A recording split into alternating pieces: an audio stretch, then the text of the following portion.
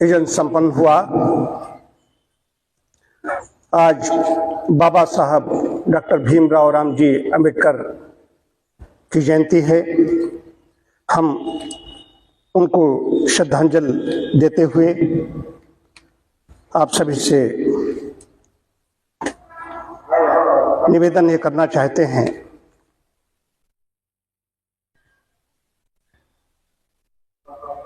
कि स्वयं पहले उन्होंने कितना अध्ययन किया, कितनी उनके पास डिग्रियां थीं, यहां से लेकर के विदेश में कहां कहां तक वो पढ़े। उनमें मत जाइए कहां कहां कैसे कैसे कैसे योगदान था, उसमें जाने के बजाय उनके बुद्धि में जो पांडित्य थे उसको देखिए। उन्होंने कहीं पर भी जो वाङ्मय है उस वाङ्मय में उन्होंने स्वयं क्या कहा है, मैं इसको लाना चाहता हूं। पहले चातुर्वर्ण पद्धति विश्व में इस व्यवस्था के प्रसार के संबंध में डॉक्टर अंबेडकर का कथन निम्न प्रकार है। यह संपूर्ण विश्व में व्याप्त थी। चातुर्वर्ण पद्धति, चातुर्वर्ण ब्राह्मण क्षत्रिय वैश्य और शूद्र। कौन? Doctor B.R. अम्बेडकर कह रहे हैं। चातुर्वर्ण पद्धति संपूर्ण विश्व में व्याप्त थी और मिस्र के निवासियों में थी और प्राचीन फारस के लोगों में भी थी। प्लेटो इसकी उत्कृष्टता से इतना अभिभूत था कि उसने इसे सामाजिक संगठन का आदर्श रूप कहा था। डॉक्टर अंबेडकर वाङ्मय खंड 7 पृष्ठ 210 यह है। इसके अलावा मैं उन्हीं को कोट करूंगा अभी। Doctor B.R. अम्बेडकर भी अपने साहित्य में अनेक स्थलों पर इस तथ्य को स्वीकार करते हैं और मानते हैं कि मनु ने शूद्रों को आर्यों के अंतर्गत स्वीकार किया। आर्य व्यवस्था थी, एक हिंदू ये सब नहीं, आर्य हैं। उसके कुछ उद्धरण पठनीय और स्मरणीय हैं। कौन? Doctor B.R. अम्बेडकर लिखते हैं, दुर्भाग्य तो यह है कि लोगों के मन में यह धारणा घर कर गई है कि शूद्र अनार्य थे, किंतु इस बात में कोई संदेह नहीं है कि प्राचीन आर्य साहित्य में इस संबंध में रंच मात्र भी कोई आधार प्राप्त नहीं होता। शूद्र आर्य ही थे, अर्थात वे जीवन की आर्य पद्धति में विश्वास रखते थे। शूद्रों को आर्य स्वीकार किया गया था और कौटिल्य के अर्थशास्त्र तक में उन्हें आर्य कहा गया है। शूद्र आर्य समुदाय के अभिन्न जनजात और सम्मानित सदस्य थे। डॉक्टर अंबेडकर वाङ्मय खंड 7 पृष्ठ 322 सबके पृष्ठ पड़े हुए हैं। उसके बाद में आर्य जातियों का अर्थ है 4 वर्ण, ब्राह्मण क्षत्रिय वैश्य और शूद्र। दूसरे शब्दों में मनु 4 वर्णों को आशीर्वाद का सार मानते हैं। वही खंड 8 पृष्ठ 217। फिर उसके बाद में और आगे लिखते हैं, कहीं सुन लियो ब्राह्मण क्षत्रियो वैश्य, इस तरह से श्लोक लिया हो, बंदुस्मृत कर लिया, जो इसी अध्याय के आरंभ में उद्धृत है। 2 कारणों से अत्यंत महत्वपूर्ण है। एक तो यह कि इसमें शूद्रों को दस्यु से भिन्न बताया गया है। दूसरे इससे पता चलता है कि शूद्र आर्य है। सवर्ण का अर्थ है 4 वर्णों में से किसी एक वर्ण का होना। अवर्ण का अर्थ है 4 वर्णों से परे होना। ब्राह्मण क्षत्रिय वैश्य तथा शूद्र सवर्ण हैं। अंबेडकर वाङ्मय खंड 6 पृष्ठ 181। ये तो बात मैंने कही। अब डॉक्टर B.R. अम्बेडकर की पुस्तक मेरे पास है, हु वर द शूद्रास। इसमें मैं बता रहा हूं, मैंने तो इसको अंदर देखा है। The Brahmanic theory of the origin of the Shudras, Shudras versus Aryans, Aryans against Aryans, Shudras and Dasas. ये सारा सब लिखा जो बीच बीच काल में आता रहा, कहाँ का ऋग्वेद लेकर कालीन से लेकर वेद कालीन से लेकर सब उन्होंने लिखा। कहीं पर भी उन्होंने इसका विरोध नहीं किया। जिन्होंने मनुस्मृत नहीं पढ़ी, जिन्होंने डॉक्टर अंबेडकर को नहीं पढ़ा, अब यहाँ पर 2 चीजें आएंगी। पहले अब हम आ रहे हैं मनुस्मृत पर आ रहे हैं, मनुस्मृत पा रहे हैं। ये तो डॉक्टर अंबेडकर का मैंने आपको बताया कि मोटी मोटी बात बताई। डॉक्टर अंबेडकर को ऐसा नहीं समझा जा सकता, उसे पढ़ना पड़ेगा, जूझना पड़ेगा। जो पढ़ेगा वो जानेगा। यहाँ पर 2 तरह के लोग हैं। एक नेता है, नेता जानता है, लेकिन नेता ये जानता है कि ये नहीं जानते हैं इनका हमें उपयोग करना है और इनके कारण सत्ताधीन हो जाता है, सत्ता में आ जाता है और उनकी स्थिति जो की त्यों बनी रहती है। जबकि वेद कह रहा है, मनुस्मृति कह रही है, जितने भी शास्त्र हमारे कह रहे हैं वो कह रहे हैं 4 वर्ण थे, उसमें कोई भी वर्ण बदलता रहता। अगर मनुस्मृति आज होती, मैं बार बार कहता रहता हूं, बहुत ही होश में बोलता हूं, तो ब्राह्मण शूद्र बन चुके होते, वैश्य शुद्ध बन चुके होते, क्षत्रिय शुद्ध बन चुके होते, शूद्र ब्राह्मण बन चुके होते। ये बदलता रहता।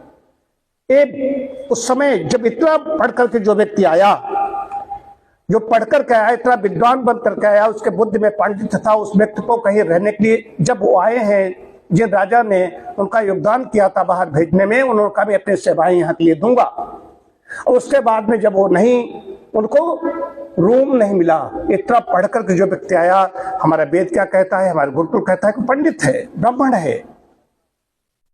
ये बस यही चीज है, न तो इसको ब्राह्मण जानते हैं, ब्राह्मण स्वतंत्र जात से बोल रहा हूं, ब्राह्मण मैं बन रहा हूं या बनने की ओर अग्रसर हूं, मैं इसको जानता हूं, ब्राह्मण जात नहीं जानती।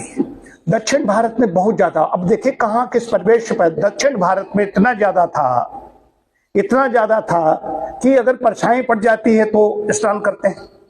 जैसे मैं इस समय कहता रहता हूं बीच बीच में कि जो मैं ब्राह्मण होने के नाते, जो ब्राह्मण जात में मैं भी पैदा हुआ, तो ब्राह्मण जात के लोग हैं जो ब्राह्मणोचित कर्म नहीं कर रहे हैं, ऐसे ब्राह्मण की अगर परछाई पड़ जाए तो स्नान कर डालो। कहता हूं नहीं कहता हूं, लेकिन लोग नहीं करते। कहने का मतलब है वो ब्राह्मण नहीं है, ब्राह्मण जात है उसकी। तो इसमें मनुस्मृति के बारे में क्या कहते हैं, नीत्शे जैसे लोग जो कहे, इतने बड़े बड़े विद्वान हैं, वो कहते हैं क्लोज द बाइबल, बाइबल बंद कर दीजिए, open the code of Manu. इसके बारे में बताना बहुत आवश्यक है कि नहीं बताएंगे, हम चुप रहेंगे तो बात नहीं बनेगी। मनुस्मृति प्रक्षिप्त हुई, यहाँ के लोग बिके, कैसे कैसे उस पर प्रक्षेप डाले गए, ठीक वैसे ही जैसे मैं प्रकृति की वकालत करता चला आ रहा हूं, अपना पूरा जीवन होम कर दिया है, और कोई उसमें प्रक्षेप उसमें मिला दिया कर, मिलावट कर दिया कर, उन्होंने सन 2000 में 2010 में उन्होंने अपनी फला यात्रा में कहा था कि पैरासिटामॉल इस्तेमाल कर लो। तो जो समझदार है, जो समझेगा, उसने आज तक ऐसा रिकॉर्ड नहीं दिया, कहीं पर भी मेडिसिन नहीं दी, की बात नहीं की, वकालत नहीं की। हमने कहा तो ये कहा कि मेडिसिन जो दे तो विशेषज्ञ उसका होना चाहिए, उससे लो जाकर, मैं उसके लिए अधिकृत नहीं हूं, मैं नहीं दे सकता। तो ठीक वही चीज आती है इसमें। अब मनुस्मृति को कहां कहां कोट किया गया है, इसको लेना पड़ेगा। मनुस्मृति में हम सभी लोग रोज सब जानते हैं, अभिवादन शीलस्य नित्य वृद्धोपि सेवनः चत्वारि तस्य वर्धन्ते आयुर्विद्यायुषो बलम्। मैंने विपश्यना की है, तो धम्म पद में क्या है, अभिवादन शीलस्य नित्यम बुद्धापचाइनो चत्तारो धम्मा बढ़न्ति आयुर्विद्यो यशो बलम्। ये मनुस्मृति से कहा धम्म पद में आया।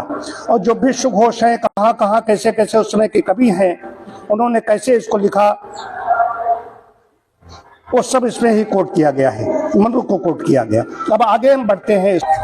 धम्म पद, धम्म थट और धम्म सथ, इस तरह से कोई एक है, उसमें मनसार नाम लिखा गया है। कंबोडिया में मानव नीतिसार है। फिर कहां कहां बाली द्वीप इंडोनेशिया में आज भी वर्ण व्यवस्था का प्रचलन है। फिर इसमें कहां कहां यानी बेसेंट से लेकर के जर्मनी, बेल्जियम, हर जगह, इंग्लैंड के प्रसिद्ध लेखक डॉक्टर G.H. मीज ने वर्ण व्यवस्था के पहले 3 वर्णों में समाज को बांटते हुए कहा है कि इस व्यवस्था के होने पर धरती स्वर्ग में बदल जाएगी। मतलब सब इसको कोट कर रहे हैं कि मनु की वर्णाश्रम व्यवस्था मानव समाज की श्रेष्ठतम व्यवस्था है। मनु व्यवस्था छिन्न भिन्न हो चुकी थी महाभारत काल के बाद में। महाभारत के काल के बाद में सारी व्यवस्थाएं इस सब चल रही, उसके बाद में कुछ नहीं हुआ। फिर उसके बाद 5000 साल, उसके बाद में बाहर से आक्रांत आए, वहां पर फूट डालो राज करने की नीति आई, ये सब कुछ चलता रहा। आज व्यवस्था ये पहुंच गई है कि द्वेष भरा हुआ है। इसमें अमेरिका से प्रकाशित encyclopedia of the social sciences में मनु को आदि संविधान दाता और मनुस्मृति को सबसे प्रसिद्ध विधशास्त्र बताया है। उसके बाद तमाम ऐसे विद्वान हैं। उसके बाद में आप आइए संस्कृत साहित्य के प्रसिद्ध समीक्षक और विद्वान ए मैकडॉनल अपने ए हिस्ट्री ऑफ संस्कृत लिटरेचर में मनुस्मृति को सबसे प्राचीन और महत्वपूर्ण संविधान मानते हैं। The most important and earliest of the metrical Smritis is the Manava Dharma Shastra और कोड ऑफ मनु। स्मृतियों में सबसे प्राचीन और महत्वपूर्ण मानव धर्मशास्त्र है जिसको मन का संविधान कहा जाता है। फिर यूरोपियन लेखन पी थॉमस क्या कहते हैं? आगे बढ़ते जाओ। जर्मन के प्रसिद्ध दार्शनिक Friedrich Nietzsche the will to power में मनुस्मृति को एक उत्तम पठनीय संविधान की संज्ञा देते हैं। मनु उस संविधान के दाता हैं। कहते हैं close the Bible and open the code of Manu. Column बैलूम बुक सेकेंड पेज 126। बाइबल को पढ़ना बंद करो और मन के संविधान मनुस्मृति पढ़ो। ये कौन कह रहा है? जो स्वयं क्रिश्चियन है। तो मनु बहुत बड़े हैं। मनु के साथ में इधर अन्याय हो रहा है। ये मैं इसलिए कह रहा हूं जो नहीं जानते हैं, कुछ नहीं जानते है क्या उसमें, ये बताना पड़ेगा।